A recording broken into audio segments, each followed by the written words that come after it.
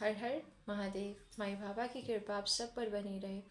मेरा जो आज का टॉपिक है वो ये है कि कैसे आप मकर संक्रांति का पूरा लाभ उठा सकते हैं और मकर संक्रांति के दिन आपको किन चीज़ों का दान देना चाहिए जिससे आपकी लाइफ में धन धान्य की वर्षा होती रहे और आप अपनी जीवन को आनंददायक रूप से जी सकें।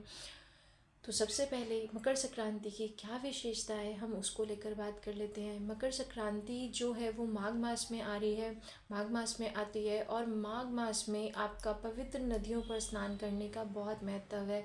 जो कुंभ मेला है उसका अपने आप में बहुत ज़्यादा पावरफुल एनर्जी रहती है। मैं ये कहूँगी कि जो लोग प्रयागराज जाकर कुंभ मेले में स्नान कर सकते हैं वो ज़रूर जाएं। उसका रीज़न क्या है? अगर आप मकर संक्रांति पे नहीं जा पा रहे हैं, आप दूसरे किसी टाइम में जा सकते हैं, तो आप किसी और दिन भी जा सकते हैं, आप उसमें भी जाइए। क्योंकि मैं आपसे सबसे पहली चीज़ ये कहूँगी कि जो वहाँ का ऑरा है, वहाँ का जो प्रयागराज का ऑरा इस टाइम जनरेट हो गया है वो अपने आप में बहुत अल्टीमेट है, बहुत ही पावरफुल है। उसका रीज़न क्या है? जो कुंभ की विशेषता रहती है ना, वो नागा साधुस रहते हैं। तो वहाँ पर बहुत सारे नागा साधुस, इट मीन्स ये कहूँगी कई तो अखाड़ों में रहते हैं, वो लोग भी हैं।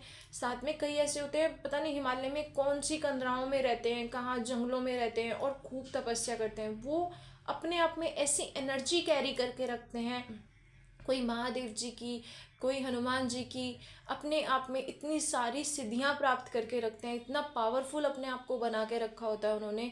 वो एनर्जी जो है, जब आप उनके ऑरा में कांटेक्ट में आएंगे तो आपकी जितनी भी नकारात्मक एनर्जीज हैं वो ख़त्म हो जाएंगी। हर व्यक्ति का अपना एक ऑरा होता है, वो पॉजिटिव है या नेगेटिव है वो सब चीज़ें मैटर करती हैं। तो जो ऑरा होता है उसकी वाइब्रेशंस इतनी हाई लेवल की होती हैं कि वो एक शहर को, एक जैसे कहो कि 2-2 3-3 4-4 किलोमीटर तक का काम करती हैं। तो आप खुद सोचिए कि वहाँ पर इतने सारे साधु इकट्ठे हो रखे हैं, उनकी एनर्जी कितनी पावरफुल हो रखी है और वहाँ का ऑरा कितना पॉजिटिव जनरेट हो रखा है। तो मैं यही कहूँगी कि जो लोग जा सकते हैं उन्हें ज़रूर जाना चाहिए ताकि वो उसका पूरा लाभ उठा सकें और अपने जीवन से नकारात्मकता को ख़त्म कर सकें। तो चलिए अब हम स्टार्ट करते हैं मकर संक्रांति को लेकर कि जो लोग नहीं जा सकते वो कैसे उसका लाभ उठा सकते हैं। तो सबसे पहले मैं उसके पुण्यकाल की बात कर लेती हूँ कि जो मकर संक्रांति का पुण्यकाल आ रहा है वो 8:55 से 12:51 तक है। और जो इसके विशेष टाइम की बात करूँ जिसको हम अमृत काल कहेंगे, वो 8:55 से 9:29 तक है। तो इस समय में अगर आप स्नान करते हैं तो आप त्रिवेणी संगम पे स्नान करने जितना ही लाभ उठा सकते हैं। उसका लाभ उठाने के लिए आपको क्या करना है? आप अपने जिस पानी से आप नहा रहे हैं उसमें आप थोड़ा सा तिल का तेल डाल सकते हैं या फिर आप काले तिल को ऐड करिए। काले तिल को ऐड करने के साथ साथ मैं आपको ये कहूँगी आप उसमें थोड़ा सा गंगा जल मिला लें और हाथ में कुशा को लेकर आपको स्नान करना है, जो आपको त्रिवेणी संगम पर स्नान करने जितना ही फल देगा। उसके साथ साथ उसके बाद आप जब स्नान कर लें, इसकी जो विशेषता है इस तरह स्नान करने की, ये बिल्कुल स्नान दान जैसी ही है। तो आप, जिसे कहूँगी मैं, अगर आप घर पर स्नान कर रहे हैं तो ये जो आपका अमृतकाल का समय बताया मैंने 8:55 से लेकर 9:29 तक, तो आप उस समय में स्नान करेंगे तो आपको स्नान दान का पुण्य मिलेगा। उसके बाद आप सूर्य देव को अर्घ दें।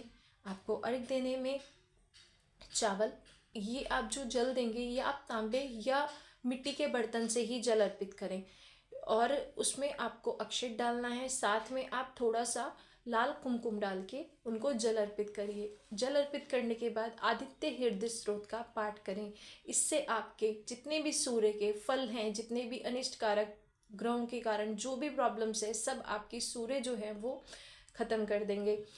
और इस दिन जो मैं आपको ये कहूँगी कि उसकी खिचड़ी दान करने की, कई जगह तो इसको खिचड़ी ही बोला जाता है कि खिचड़ी है आज के दिन।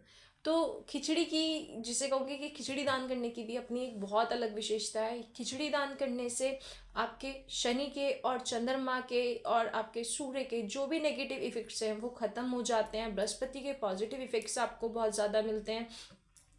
अगर किसी की कुंडली में साढ़े साती चल रही है या राहु केतु को लेकर बहुत ज़्यादा प्रॉब्लम क्रिएट कर रहे हैं, नहीं हो रहा है कुछ भी कंट्रोल, तो आप एक ब्लैक और वाइट कलर के कंबल का दान दीजिए। ये आपका दान जो है ये राहु, शनि और केतु आपका तीनों को बैलेंस कर देगा।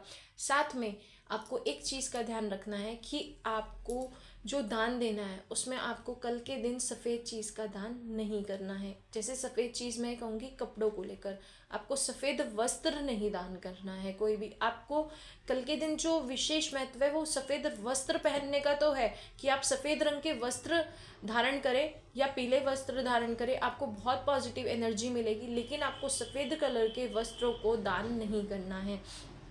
और मैं ये कहूँगी कि आप गर्म कपड़े दान करें, खिचड़ी दान करें, अन्न का दान करें, गुड़ का दान करें, चावल का दान करें।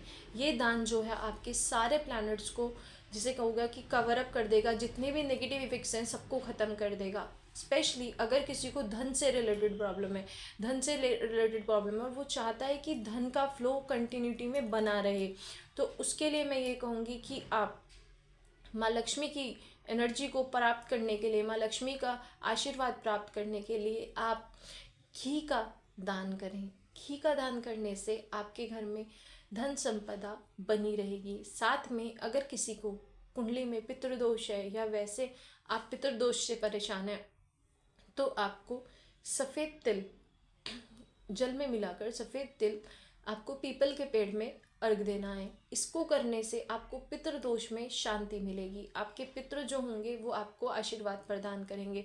साथ में आपको इस अफर्मेशन से भी देना है कि मेरे जो पितृ हैं वो मुझसे प्रसन्न है और मुझे उनका आशीर्वाद प्राप्त हो रहा है। इस अफर्मेशन के साथ आप जल अर्पित करेंगे। थर्ड, अगर आपको ऐसा लगता है कि आपके घर में कोई नकारात्मक ऊर्जा एंटर कर सकती है या आपके ऊपर कोई कुछ करवाता है या कुछ XYZ कुछ भी आपके माइंड में ऐसा भ्रम है, तो भ्रम भी कह सकते हैं और ऐसा होता भी है कि कोई कुछ करवा रहा हो, तो आप उसके लिए क्या करें, कल के दिन 5 हल्दी की गांठें आपको लेनी है। उसको आपको गंगा जल से धोना है। जब आप उसे गंगा जल से धो लेंगे तो साथ में उस पर कलावा, रेड कलर के कलावे से उनको 5 को बांध दीजिए आपस में। और इस अफर्मेशन के साथ कि मेरे घर में कोई भी नेगेटिव एनर्जी, कोई भी नकारात्मक ऊर्जा प्रवेश नहीं कर सकती, और उसे घर के मेन गेट पर बांध दीजिए। ऐसा करने से आपके घर में कोई भी नकारात्मक शक्ति एंटर नहीं करेगी और आप, जिसे कहूँ कि आपका घर पूरी तरह सुख शांति से भरपूर रहेगा और आपके घर में धन संपदा बनी रहेगी। तो जो कल का दिन है उसका विशेष महत्व जो ये है, मैं यही कहूँगी कि आप सब लोग खिचड़ी का दान ज़रूर करें और अपना काले राहु की, जिसे कहूँ, प्रॉब्लम है या केतु से रिलेटेड प्रॉब्लम है, साथ में अगर शनि से, किसी की शनि की ढैया चल रही है, 7.5 चल रही है, उसके लिए सबसे बेस्ट रेमेडी है कि आप काले कंबल का दान करें। साथ में शिवलिंग पर आप महादेव जी को शिवलिंग पर आप काले तिल को गंगा जल में मिक्स कर उनको वो जल अर्पित करें। जब आप ऐसा करेंगे तो उससे आपको, जिसे कहूँ, 7.5 में आपकी जितनी भी प्रॉब्लम्स आ रही हैं, जितने भी हर्डल्स आ रहे हैं, उन सब में आपको बहुत शांति मिलेगी। चलिए, इसी सब जानकारी के साथ मैं आप सबसे विदा लेती हूँ। हर हर महादेव।